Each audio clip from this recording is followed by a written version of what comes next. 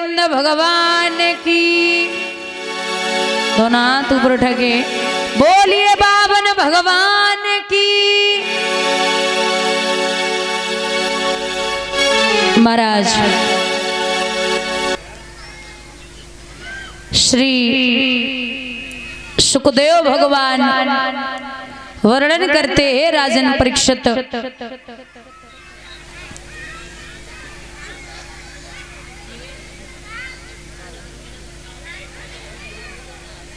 पुत्र का जन्म हुआ, यानी कि साक्षात परमात्मा ने अवतार लिया।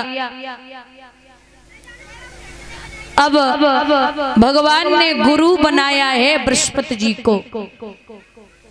माता वो आवाज नहीं, बात मत कीजिए। है लड़की, मम्मी कहाँ है?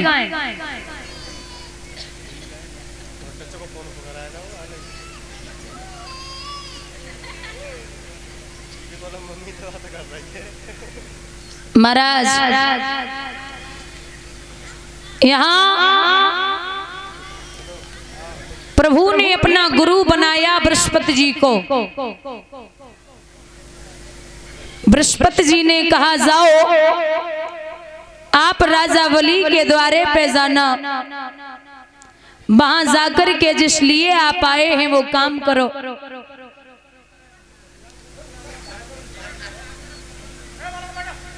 महाराज कहते हैं मैंने पहले भी समझाया है कि गुरु के बिना गति नहीं हो सकती,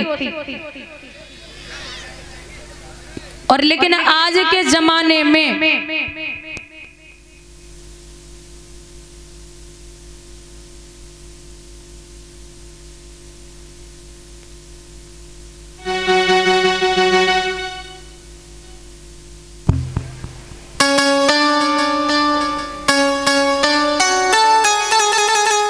बंधुओं,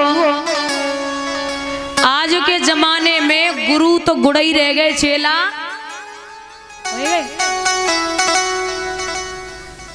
जीवन में नहीं। और बता मेरे भैया,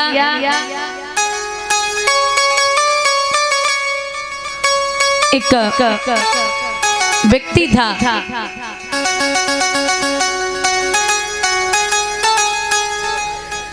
तो घर में उसकी बीवी बड़ा परेशान रहा करती थी, बहुत परेशान, बहुत खाता था। तो अब देश जैसे हो रहा है,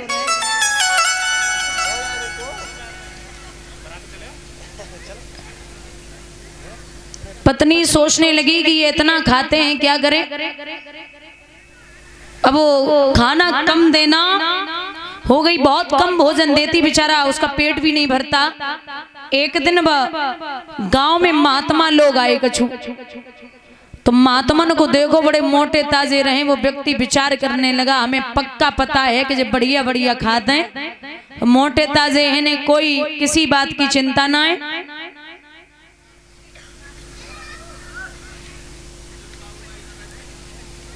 ये श्री जगदीश गांधी नंगला विजन से 101 रुपए से सम्मानित कर रहे हैं, और 101 रुपए सुनहरी नंगला विजन से भगवान सुख और संपत्ति प्रदान करें। ठाकुर जी का आशीर्वाद बना रहे, जो भी इच्छाएं हों वो पूर्ण हों। माँ भगवती कृपा दृष्टि बनाए रखें, ये अभिलाषा और आकांक्षा है। भगवान का सम्मान कहीं भी किसी भी जगह कम न हो। बोली बाल कृष्ण भगवान की। भैया तो व्यक्ति साधुओं से बोला है कि काम करो, हमें अपने साथ ले चलो, मैं भी चलूंगा। साधु बोले चलो, जैसे हमारो एक चेला वैसे दो, जैसे दो वैसे चार, हमारी तो सेवा ही करनी है, चलो। तो व्यक्ति बहुत खाता था, साथ में लिया और साथ में लेकर के चले। 1 महीना तक तो खूब खाओ, जैसो मन करो, बाबा लेके आए रहे, बढ़िया मिल रहा, उसे पेट भरता है। घर पे नहीं खाने को मिलता था, 1 महीने में बड़ा और मोटा ताजा हो गया। विचार किया कि अब तो संत के अलावा कोई और हमें ना चाहिए। 1 महीना बाद दादा एकादशी पड़ गई, तो पूरे संत व्रत रहते थे एकादशी पे। अब वो सोच रहा सुबह से दोपहर हो गई है, कोई रसोई में नहीं गया और न कोई कुछ कर रहा है न कोई खा रहा है। तो धीरे से पूछी, महाराज कुछ बनेगा नहीं आज क्या? बोले नहीं, आज एकादशी ये सब व्रत हैं। अरे व्यक्ति सोचने लगा ये व्रत तो बड़ा सिस्टम खराब है, व्रत को तो कौन रहेगा व्रत भाई। अब जहाँ 1 किलो 2-4 किलो खाते हैं वो व्रत कैसे रह सकते हैं? बोले नहीं, मैं ये व्रत कब तक रहेगा? बोले आज तो पूरे दिन रहना ही रहना है। बोले ऐसा नहीं है कि इनकी पूजा पाठ कर दो ये व्रत चला जाए। अरे संत जी बोले ऐसा व्रत नहीं है, आज पूरे दिन रहना है, कल भोजन करेंगे। बोले नहीं महाराज, ऐसो पाप मत करो, हमें कैसे न कैसे भोजन की व्यवस्था बनाए दो। तो बोले ठीक है।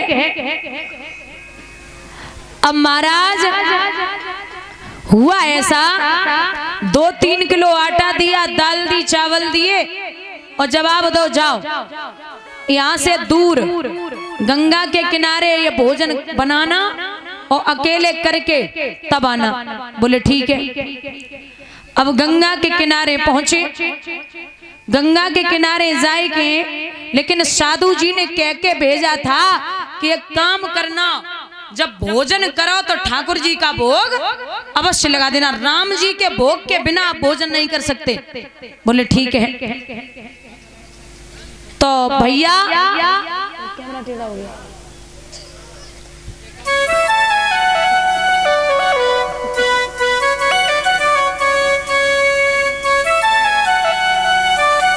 जवाब दिया कि लगा दूंगा। अब आटा दाल चावल लेके पहुंचे और जब आटा दाल चावल लेके पहुंचे तो भोजन बनाओ। 2 किलो आटा में उन्हें 5-6 रोटी कल ही मोटी मोटी। विचार करो क्या करें। तो भोजन करवे ही वाले हते सो आवाज लगाई परमात्मा को कि आ जाओ। गुरुजी ने बोला था कि भोग लगा के ही भोजन करना, सो आवाज लगाए के बोले कि राजा राम आइए, मेरे श्याम आइए, अपने भोजन का भोग लगा जाइए।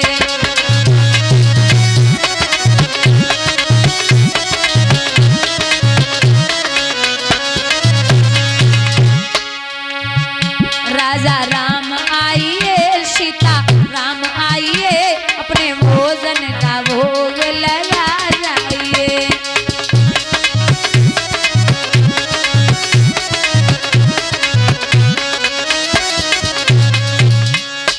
आइए महाराज, जो जब बात सुनी तो बंधुओं, अबे तो भगवान ना आए फिर बैठी गो। महाराज आ जाओ, गुरुजी ने कही कि भोजन करावे के बाद ही भोजन करियो। अब ऐसो तो ना है कि राम जी आए कि भोजन करें। वो तो भोग लगाया जाता था, पर्दा डालो और 5 मिनट बाद थाली उठा लो, भोग लग गो। लेकिन वो तो जिद कर गया, बोले हमें भोजन तो कराना ही कराना है। राम जी के सामने महाराज आए जाओ, गुरुजी ने कही है तो हमारी इज्जत को सवाल है, आए जाओ। भगवान ना आए। बोले महाराज आज रूखी सूखी है, खाए ले आए, कल से घी की व्यवस्था बनाए कि तुम्हें खिलाई दी। भगवान फिर ना आए। बोले महाराज पूड़ी की व्यवस्था करेंगे, लेकिन आए जाओ। भगवान फिर ना आए। लाठी पड़ी रहे पास में, सो लाठी उठाए के मूर्ति के सामने पहुंचे। बोले देखो बहुत देर रह गई, अब मना रहे तुम्हें। गुरुजी ने बोला था कि भोग लगाने के बाद ही भोजन करना, मैं भूखों मरा जा रहा हूं, जल्दी आओ। भगवान ने लाठी पकड़ी, बोले हाँ कहो क्या बात है। बोले भोजन करो। तो भगवान ने भोजन करो और भोजन करवे के बाद चले गए।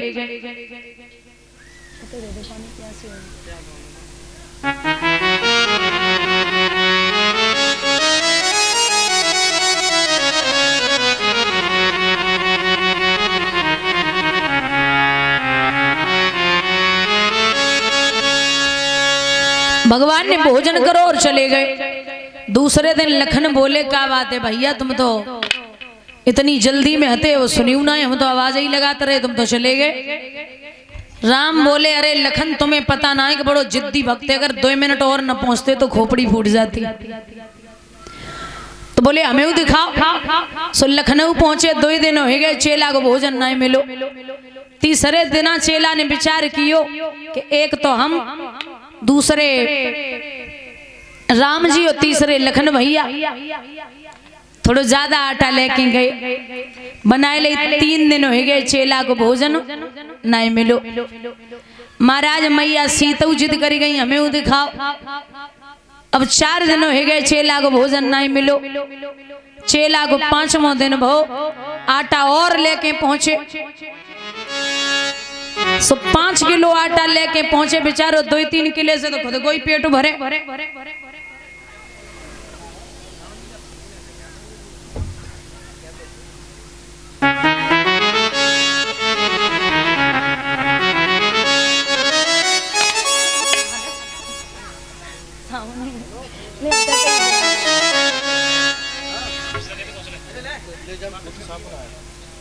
नहीं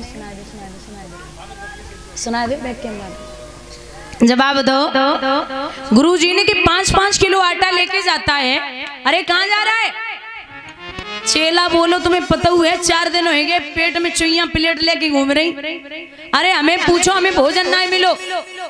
बोले फिर ये आटा इतना लेके जाता कहाँ जाता है सब? जवाब दिया कि अब तुम्हें हम क्या बताएं, तुमने तो पहले ही बोला था कि अब भोग लगाने के बाद ही भोजन करना। अरे वो अकेले आते, वो तो आते, राम सीता लखन और हनुमान जी भी चले आए। सबसे ज्यादा तो हनुमान खाते, मेरा पेट कहाँ से भरेगा?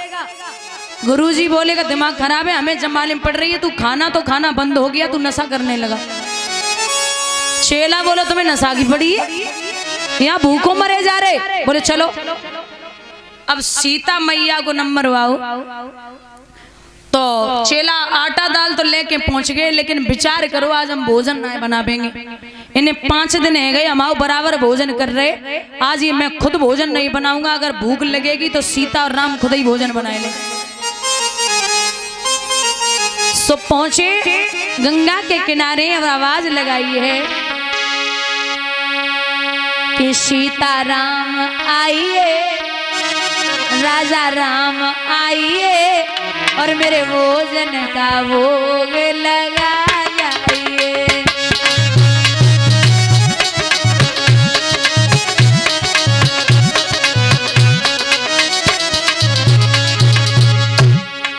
ए सीता राम आइए, राजा राम आइए, मेरे भोजन का भोग लगा जाइए।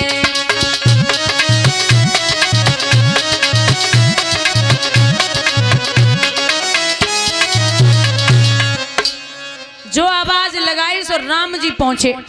हाँ, राम जी बोले लाओ भोजन दो। चेला बोलो हमें तुम पागल समझ रहे हो, आज कोई भोजन वोजन नहीं है। बोले फिर बुलाया क्यों? बोले बुलाया इसलिए 5 दिन से तुम खा रहे हो, आज हमें करके खवा।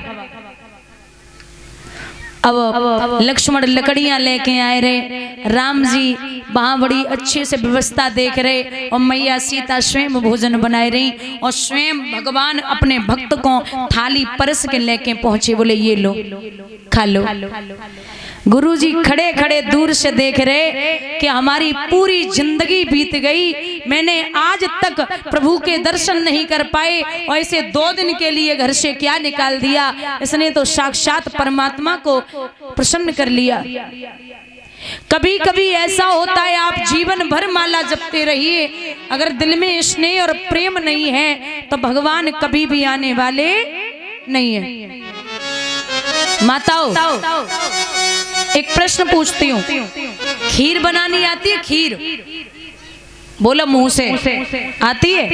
क्या क्या पड़ता है खीर में? दूध, चावल, पानी, चीनी, किशमिश, मतलब जितने भी ड्राई फ्रूट्स है सब पड़ते हैं, और केसर पड़ती है, इलायची, डोरा मिर्च नहीं पड़ती। अच्छा, लौंग लौंग पड़ती है? नहीं। अच्छा, अच्छा ऐसे खीर बनाई जाती है, दूध, चीनी, चावल, ड्राई फ्रूट्स और केसर, इलायची। एक चीज और पड़ती है खीर में, पता है क्या? नींबू। नींबू खीर खाई है? नहीं? आप लोगों ने नहीं खाई? पक्का सोच लो खाई हो कभी, याद ना हो। नहीं खाई? याद है सबको? हमने नहीं खाई। क्यों? क्योंकि अगर खीर में नींबू डालोगे तो खीर फट जाएगी। ऐसे ही दादा प्रेम रूपी चावल, श्रद्धा रूपी चीनी, व्यवहार रूपी मेवा और स्नेह रूपी दूध सब इकट्ठा कर लो, पूरा जीवन आप बना लो। लेकिन घमंड रूपी 2 बूंदें अगर डाल दी तो खीर जैसा जीवन ये फट जाएगा, बर्बाद हो जाएगा। बोलिए गोविंद भगवान की। इसलिए आप पूरे जीवन पर्यंत तक व्यवहार, इज्जत, स्नेह, प्रेम, लगाव सब लोगों से करिए, लेकिन घमंड का जहां शुरुआत घमंड की कर दी, 2 बूंदें भी जीवन में डाल ली, पूरा जीवन बर्बाद हो जाएगा। स्नेह और प्रेम से तो परमात्मा भी आ सकता है। यहाँ महाराज स्वयं राजा बलि के दरवाजे पे भगवान चले तो 52 अंगुल के एक हाथ में छाता है, एक हाथ में कमंडल है। लोग जो देख रहे भगवान को वे टकटकी ना हटा रहे। और एक बात कही है कि भैया